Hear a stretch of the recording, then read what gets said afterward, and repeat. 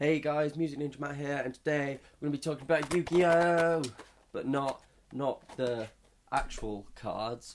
We're gonna be talking about the movie, but not this movie. Although I did pick this movie up to celebrate going to see the new movie. I also picked up some Dragon Ball films. Go away. I got the two newest Dragon Ball films because I've never seen the Dragon Ball films. But we went to see Dark Side of Dimensions, I think the film's called. It's the new Yu-Gi-Oh film.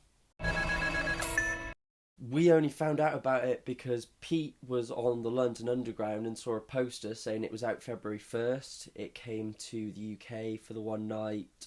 We went to the Odeon Cinema down Cardiff Bay to go see it. On the advert, it did say there was going to be exclusive cards given out. Turns out that was only at certain cinemas, so we did not get our limited edition card, which apparently in England was Nobilis the Tormentor, which would have been cool. But anyway, I bought myself one on eBay. So with this new film, didn't really know what to expect. It got some really good reviews. I was happy that it was set after the original series, which is the only series I'm familiar with. So we still had Yugi and Kaiba as our main characters. The film storyline was pretty standard.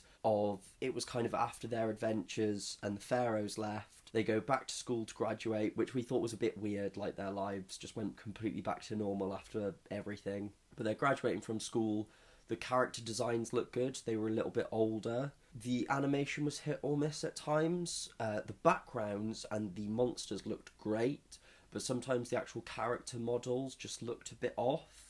It may have been because they blew the entire budget on making the trees look good, but who knows. But with the storyline, there's a new kid in their class called Diva, who basically, he's part of this group, and they get their power from the fact that it's from the 8th millennium item, and there's a prophecy that if the pharaoh comes back, they will lose their power. And he turns up in their school, and he's kind of after Yugi because Yugi is the vessel for the pharaoh. There are some moments in this movie that it's not that I didn't enjoy them, it's just it's not fully my cup of tea, which is where you get all the ancient Egypt let's talk bollocks for a bit moments. They really weren't for me. However, there was some really good humour in this. Seto Kaiba is now my favourite character just because he has such a dry, egotistical sense of humour that worked really well. Joey and Tristan had some really funny moments. Like, Joey, Tristan, and Taya were so background, like, mega background characters. I liked the fact that at the start we had some cheesy we're all friends and after graduation we're all gonna be together and blah, all that kind of bollocks. But they only had that one friendship speech, which was at the start of the film, and then we got it over and done with and out of the way. We got to see some really cool new monsters, a lot of different variations on Blue Eyes.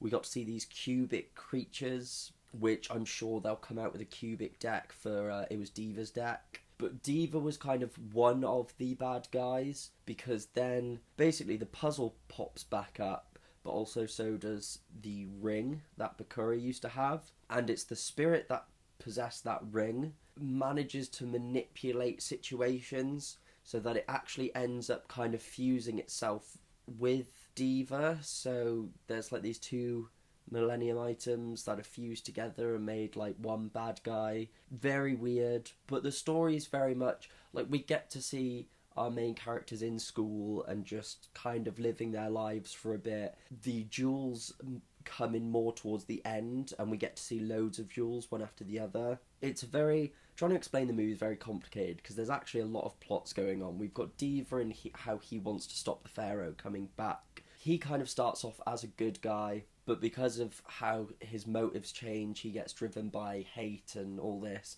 It's the path to the dark side, kind of cliche. We've got his sister who sees what's happening to him, so she reaches out to Yugi and asks for help. We've got Kaiba. Kaiba desperately wants to duel the pharaoh again, so he's the one that finds the puzzle because he doesn't want to duel Yugi, he wants to duel the pharaoh. And we get to see how Kaiba has like a space station and a tube that goes up to space, because of course he does, because it's Kaiba. he has all this new technology. He's got new dual discs, which basically it's like complete augmented reality, whatever. It's awesome. We get introduced to Diva uses dimension jewels. You can summon any monster, there's no need to sacrifice. But to give the monster attack points, you actually have to sacrifice some of your, not life points, but some of your soul force, which makes no difference to the characters whatsoever. So Dimension Jewels are pretty stupid and weird. Like, the more I think about it, the more it starts to hurt my head with the amount that goes on in this film. So you've got Kaiba's storyline as well. We follow Yugi, we follow Diva. Those are kind of our three main strands that we're looking at. The movie kind of builds up to a point where Yugi has a piece of the puzzle, so does Diva. Kaiba needs both of those to finish the puzzle so that he can battle the Pharaoh. And so it ends up being like this tournament where the three of them are fighting. Bakura's ring spirit guy comes, fuses with Diva, and then Yugi and Kaiba have to team up to beat him. It's like this big dark power, and the whole world, like the 8th millennium item has the power to remake the world and make it this beautiful, peaceful place. But if just an ounce of hate or darkness is put behind it, it will just ruin the world, which is what starts happening. And Kaiba sacrifices himself, and it's all down to Yugi to save the world. And then the Pharaoh finally returns and is able to just stop the bad guy completely. And by the end of it, we have Diva's kind of saved. He's lost his powers. His sister's there by his side. They're able to go off and just kind of have a happy life. The Pharaoh leaves once and for all, having saved Yugi. Yugi's friends graduate. We've got Taya, who actually goes overseas to become a dancer. And Joey wants to be a famous duelist, and Yugi wants to create his own game. Like, they've kind of all reached their end goals. And then we see that Kaiba actually uses the 8th millennium item, which can travel dimensions, and like almost his own tech. And we just see him and the Pharaoh stood there at the end. They kind of both smile at each other, and the movie ends. Which is brilliant, because we don't need to see that duel. It's up for suggestion. Who did win? Did Kaiba finally win? Did the Pharaoh win? All in all, it sounds very complicated, but it is a fantastic movie. A great way to end Yugi and Kaiba's journeys. Very enjoyable, some great humour, some great duels. There are plot holes you could pick at, especially when it comes to the duels themselves, but the cartoons have always been that way. Great fan service, and just really enjoyed going to see it. So I'm currently rewatching the other Yu-Gi-Oh movies, but can definitely recommend the film. Not really any qualms with it, to be honest.